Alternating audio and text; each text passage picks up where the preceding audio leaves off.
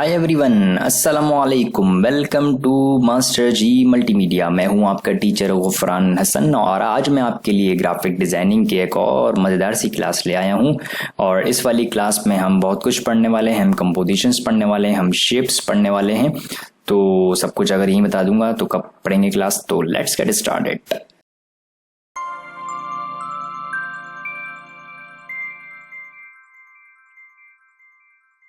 अच्छा, तो यहाँ पर आइए, देखिए यहाँ पर हमारे पास एक ऑप्शंस हैं काफ़ी। Line tool, arc tool, spiral tool और rectangular grid tool and polar grid tool.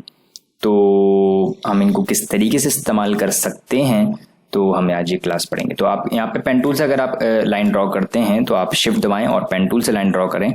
और शिफ्ट दबाएंगे तो एक्यूरेट ड्रॉ होगा, और शिफ्ट नहीं दबाएंगे तो फिर एंगल पे काम करता है शिफ्ट दबाकर, और शिफ्ट नहीं दबाएंगे तो फिर फ्री हैंड काम करेगा। ठीक है। और देखिए बता भी रहा है कि आपने कितने डिस्टेंस को ऊपर रख रहा है, लेकिन डिस्टेंस बता रहा है ये 433 और समथिंग ऐसे बला बला, लेकिन पॉइंट बता रहा है। तो अगर आपको पॉइंट में नहीं, आपको इंचेस में चाहिए, क्योंकि एक्चुअली हमने फाइल, जब हम फाइल लेते हैं ना, कंट्रोल एन करके न्यू फाइल लेते हैं, तो उस वक्त आपसे वो फाइल ऑप्शंस पूछता है। लेकिन वो मैंने भी आपको डिफाइन नहीं किया इतने डिटेल में कि ये क्या, और इनकी मजीद मैं ऑप्शंस भी पढ़ाऊंगा आपको। तो यहाँ पे देखेंगे पॉइंट, जब आप इसको इंचेस में ले लेंगे तो फिर आपको अंदर का जो जितना भी आप काम करेंगे, ऑप्शंस लेंगे, वो इंचेस में आ रहे होंगे। लेकिन अगर आपने ले ली फाइल और आप भूल गए तो आप कंट्रोल आर दबाएं, रूलर इससे आ जाता है और रूलर इसी से चला जाता है, कंट्रोल आर शॉर्टकट की। इसी रूलर के ऊपर राइट क्लिक कीजिए, यहाँ पे सारे यूनिट्स आ रहे हैं तो आप कन्वर्ट कर लें इसको इंचेस में। तो अब आप चेक करें तो अब आपके पास क्या आ रहा है, इंचेस आ रही है। लेकिन यहाँ पर भी इसको इंचेस बनाने में बड़ा मुश्किल लग रही है, 5 पॉइंट कभी आगे कभी पीछे। तो आप एक्यूरेट लाइन, एक्यूरेट साइज की लाइन बनाने में आपको थोड़ी सी मुश्किल पेश आ सकती है। तो आप क्या काम करेंगे, आप एक काम करें, लाइन टूल लें और लाइन को ड्रॉ करें। तो लाइन में भी मसला आ रहा है और लाइन में एंगल भी दिखा रहा है। आप ऐसे घुमाएंगे तो देखें एंगल भी दिखाएगा। शिफ्ट दबाएंगे तो ये एक्यूरेट एंगल पे काम करेगा। देखें बता रहा है 90 डिग्री है, ये 45 है, और ये 0 डिग्री आ गई, और ये 315 आ गई, 270 आ गई। ठीक है। तो आप एंगल बता रहे हैं तो आगे। लेकिन अगर आप ऐसे ड्रॉ कर रहे हैं तो वही मसला आ रहा है। पेन टूल में जो मसला आ रहा था कि मुझे डिस्टेंस एक्यूरेट रखने में बड़ा टाइम लग रहा है। तो आप क्या काम करें, आप ड्रॉ नहीं करें, आप क्लिक कर दें। जैसे ही आप क्लिक करेंगे तो आपके पास एक डायलॉग बॉक्स आ जाएगा। उसमें आपसे पूछ रहा है कि आपको लेंथ कितनी चाहिए और आपको एंगल कौन सा चाहिए। तो मैंने कहा मुझे चाहिए 5.57 इंचेस की। इंचेस में लिख नहीं रहा क्योंकि इंचेस खुद ब खुद आ जाएगा, वो मैं फाइल इंचेस में ले चुका हूँ। और मैंने कहा डिग्री कौन सी चाहिए, मैंने कहा भाई डिग्री मुझे चाहिए, ये वाली डिग्री नहीं है जो हमें मिलती है यूनिवर्सिटी से, ये वाली डिग्री नहीं है, ये वाली डिग्री है जो एंगल वगैरह होता है। तो फिर मैंने बोल दिया मुझे 30 डिग्री के ऊपर ये ड्रॉ करके दो। तो मैंने ओके कर दिया। तो 30 डिग्री के ऊपर 5.57 वॉट जो भी मैंने साइज दिया था वो आ जाएगा। बना हुआ क्यों नहीं आ रहा है, क्योंकि मैंने ना ही स्ट्रोक लिया हुआ है ना ही फिल लिया हुआ। तो आप स्ट्रोक के ऊपर क्लिक करें तो स्ट्रोक यहाँ से बढ़ा लें और यहाँ से बढ़ा लें इस तरीके से। तो आप सिलेक्ट करके इस तरीके से किसी भी सेलेक्टेड और परफेक्ट एंगल के अंदर कोई भी लाइन ड्रॉ कर सकते हैं। अच्छा, जब आप लाइन ड्रॉ करेंगे तो मैंने आपको बताया था जो भी आप टूल लेते हैं उसकी प्रॉपर्टी पैनल यहाँ पे होता है। तो यहाँ पे एक प्रॉपर्टी पैनल आ रहा है, देखें x axis y axis cut बता रहा है कि ये आर्टबोर्ड के एक्स एक्सिस पे कितना है, वाई एक्सिस पे क्या पोजीशन है इसकी, और विड्थ और हाइट बता रहा है। एक्चुअली हाइट तो इसकी एक बिल्कुल भी नहीं है, ठीक है, क्योंकि ये हम मॉडर्नली काम करें। हाँ, लेकिन विड्थ है तो विड्थ यहाँ पे बता रहा है। जो यहाँ पर विड्थ और जो यहाँ पर हाइट बता रहा है वही प्रॉपर्टीज पैनल के अंदर यहाँ पे भी बता रहा है, विड्थ और हाइट। ठीक है।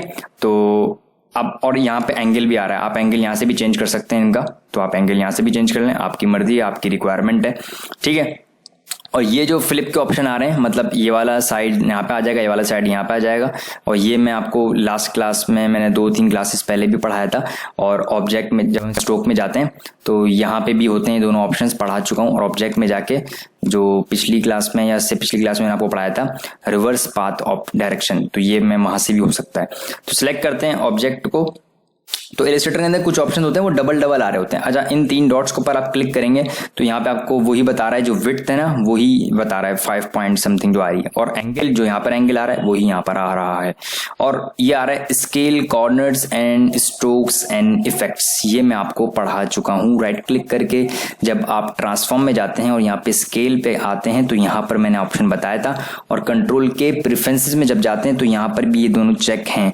ये चेक बहुत ही काम के हैं। ये कब लगते सकते हैं, कब हटाने हैं, ये मैं आपको हर चीज़ बता चुका हूँ। तो आपने अगर नहीं देखा तो पिछली वीडियोस में जाएं और उनको दोबारा लेक्चर्स को अच्छे से पढ़ें समझें।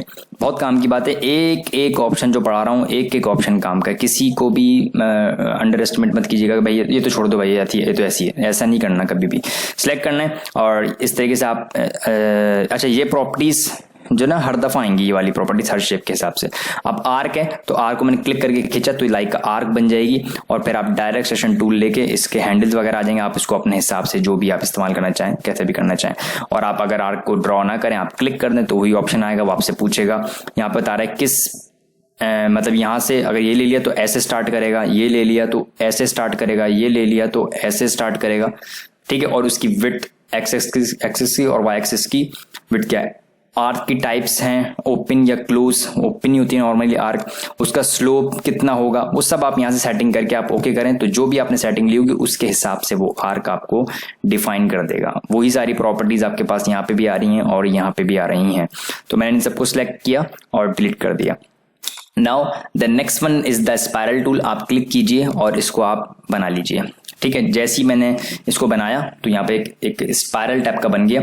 तो देखें स्पाइरल जो बना हुआ है वो सेगमेंट से मिलकर बना हुआ है, यहाँ से लेकर यहाँ तक एक सेगमेंट है, यहाँ से लेकर यहाँ तक एक सेगमेंट है, यहाँ से लेकर यहाँ तक एक सेगमेंट है। तो इस तरीके से सेगमेंट से मिलकर बना हुआ है, ठीक है।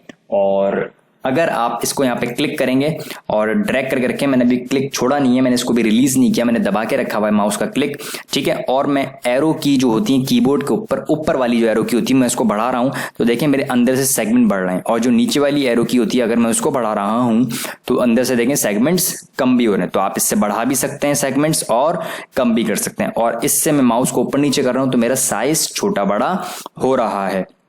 अच्छा, काम करते करते भी अगर आपको मैंने ये बताई थी आपको बात, अगर आप भूल गए हैं या मैंने ना बताई, जरूरी नहीं है कि मैं क्या पता मैंने कोई बात ना बताई और मैं चाहती बात मैं फिजिकली भी काफ़ी सारे बैचेस वगैरह पढ़ाता हूँ तो भूल जाता हूँ कुछ चीज़ें, तो उसके लिए माजरत चाहता हूँ। अगर मैंने नहीं पढ़ाई तो मैं आपको दोबारा बता रहा हूँ। अगर आप काम करते करते आपने कहा यार थोड़ा सा इधर बनाना चाहिए था, अब ये तो जब तक छोड़ूंगा नहीं, आप छोड़े नहीं, आप क्लिक करके रखेंगे, स्पेस बार दबा दें।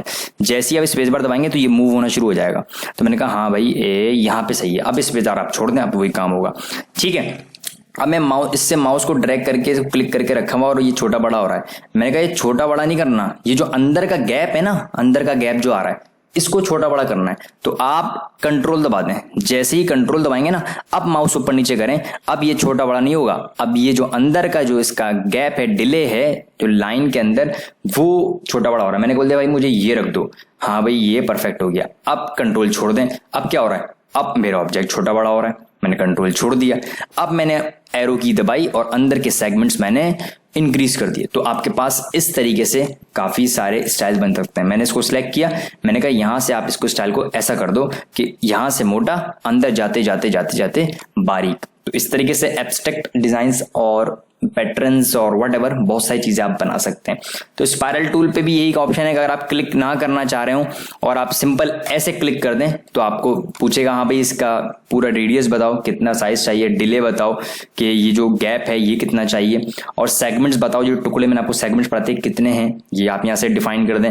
और दूसरा आपने क्लॉकवाइज काम करना है या एंटी क्लॉकवाइज काम करना है व्हाटएवर, तो आप इन दोनों में से कोई भी स्टाइल सेलेक्ट कर लें। जो भी आप डिजायर ऑप्शन लेंगे, जो भी सेटिंग्स लेंगे, ओके करेंगे तो वो आपके पास ऑब्जेक्ट बनकर आ जाएगा। बहुत अच्छा सा मजेदार सी चीज है ये। तो अब आप यहाँ पे क्लिक करें, दूसरी चीज यहाँ पर आ रही है रेक्टेंगुलर ग्रिड टूल, क्लास की चीज है। यहां पर आप ड्रैग करें तो ये 6x6 का रेक्टेंगुलर ग्रिड देता है बाय डिफॉल्ट, ठीक है।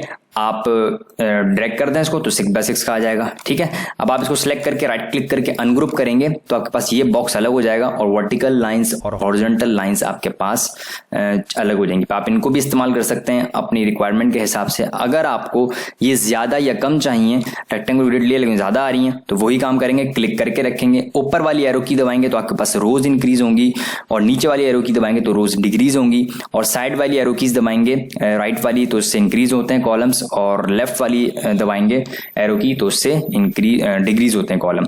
तो इस तरीके से आप इनको यहां से कम ज्यादा कॉलम्स को कर सकते हैं। फिर आप छोड़ दें। लेकिन अगर आप वैसे डायरेक्टली करना चाहते हैं तो आप क्लिक करके ड्रैग नहीं करें, आप सिंपल क्लिक कर दें तो वही बात आएगी, रेक्टेंगुलर ग्रिड का एक बॉक्स आ जाएगा। वो आपसे पूछ रहा है कि टोटल साइज कितना होना चाहिए। मैंने बोल दिया भाई 8 इंचेस बाय 8 इंचेस का साइज होगा टोटल। उसमें हॉरिजॉन्टल डिवाइडर जो होंगे वो होंगे 15 और जो वर्टिकल डिवाइडर्स होंगे वो मेरे पास होंगे 30 और एंटर कर दें तो आपके पास 8 बाय 8 का एक साइज आ गया। उसके अंदर जो आपने हॉरिजॉन्टल और वर्टिकल डिवाइडर्स उनको बताए थे उसने वो शेप आपको दे दी। अब आप राइट क्लिक करके अनग्रुप कर लें, इसको इस्तेमाल कर लें। ठीक है, जो आपकी रिक्वायरमेंट है उसके हिसाब से आप इसको काम कर लें। मैं आपको आगे जाके शेप बिल्डर टूल से कुछ लोगोज वगैरह की टेक्निक्स बताऊंगा, तो उसके अंदर भी हम ये रेक्टेंगुलर ग्रिड इस्तेमाल करेंगे, तो उस वक्त आपको इसकी अहमियत का अंदाजा होगा कि बहुत काम की चीज़ है। अभी भी अंदाजा हो रहा होगा आपको, इससे रजिस्टर्स वगैरह और बहुत सारी चीज़ें हम जिसमें हमें कॉलम्स वगैरह की ज़रूरत पड़ रही हो, मैपिंग वगैरह काम करना हो तो वहाँ पे भी इस्तेमाल कर सकते हैं। दूसरा यहाँ पे आ रहा है पोलर ग्रिड टूल। ये था रेक्टेंगुलर ग्रिड टूल, ये है polar grid tool. Polar grid tool क्या होता है, इसमें सर्कुलर और रेडियल भी होते हैं। अब अगर आप इसको ड्रैग करके रखेंगे तो क्या होगा, ऊपर वाली एरो की मैंने क्लिक नहीं छोड़ा अभी तक, दबा के रखा हुआ है ड्रैग कर मैंने, ठीक है, उसको रिलीज नहीं किया। अगर ऊपर वाली एरो की दबाएंगे तो अंदर वाले जो सर्कुलर हैं वो बढ़ेंगे हमारे पास, और अगर आप साइड वाली एरो कीज दबाएंगे तो ये तो फैन लग रहा है भाई, हवा नहीं लग रही है आप लोगों को, तो अगर हवा लग रही हो तो उसको थोड़ा सा दूर हो जाए, सना उड़ जाए आप लोग। बहरहाल तो यहाँ पर आएँ और यहाँ से आप इसको कम ज़्यादा कर सकते हैं। इसके रेडियल और वर्टिकल कॉन्स्टेंट डिवाइडर्स भी इनको कम ज़्यादा कर सकते हैं, वही एरो कीज हैं। ठीक है, तो आप इस तरीके से काम कर लें। इसमें भी वही ऑप्शन है, आप क्लिक कर लें। क्लिक करने के बाद आपसे पूछेगा हाँ भाई साइज क्या चाहिए, विड्थ क्या है, हाइट क्या है, और कॉन्सेंट्रिक डिवाइडर्स और रेडियल डिवाइडर्स कितने चाहिए, तो आप इनको इस्तेमाल कर सकते हैं। ठीक है, आप बनाने के बाद आप इसको भी राइट क्लिक करके अनग्रुप कर लें और आपकी अपनी रिक्वायरमेंट के हिसाब से इनको इस्तेमाल कर लें। कंट्रोल शिफ्ट जी अनग्रुप कर लें तो ये सब पीसेस अलग हो जाएंगे और ये वाले रेडियल डिवाइडर्स आपके पास अलग हो जाएंगे। तो इस तरीके से आप बहुत ज़्यादा चीज़ें कंपोजिशन कर सकते हैं। कंपोजिशन बोलते हैं इसी चीज़ को है कि आप 2 3 4 5 चीज़ों को मिला के कुछ एक नई चीज़ ले आएँ। पॉजिटिव शेप्स होती हैं हमारे पास, नेगेटिव शेप्स होती हैं। मैं आपको पूरी थ्योरी पढ़ाऊंगा तो आपको मज़ा आएगा समझने में कि हाँ यार ये तो हम काम करते हैं, हमें पता ही नहीं। आप काम कर रहे होते हैं और आप बिल्कुल ठीक कर रहे होते हैं, लेकिन आपको पता नहीं होता कि हम ये काम कर क्या रहे हैं। उसका नाम हमें नहीं पता होता, उसका तरीक़ाकार हमें नहीं पता होता। तो इस तरीके से बहुत सारी, जैसे मैथमेटिक्स में हम डेरिवेटिव निकालते हैं, तो एक्चुअली डेरिवेटिव हम मैथमेटिक्स से जब निकाल रहे होते हैं तो हम प्रैक्टिकल अपनी लाइफ के अंदर भी हम उनको अप्लाई कर सकते हैं, लेकिन हमें पता नहीं है तो हमें उन चीज़ों की समझ भी नहीं है। तो आप इन चीज़ों को भी आप इस्तेमाल कर रहे होंगे, अभी भी कर रहे होंगे, लेकिन आपको पता नहीं है इन चीज़ों का, तो आपको अंदाज़ा नहीं हो रहा उसकी अहमियत का। तो मैं उम्मीद करता हूं कि आपको ये सारे जो 5 से 6 टूल्स मैंने आपको पढ़ाए आपको समझ में भी आए होंगे और मज़ेदार से भी लगे होंगे। तो नेक्स्ट क्लास में इंशाल्लाह हम मज़ीद और टूल पढ़ेंगे शेप से रिलेटेड ही। तो मिलते हैं इंशाल्लाह नेक्स्ट क्लास में। Thank you so much.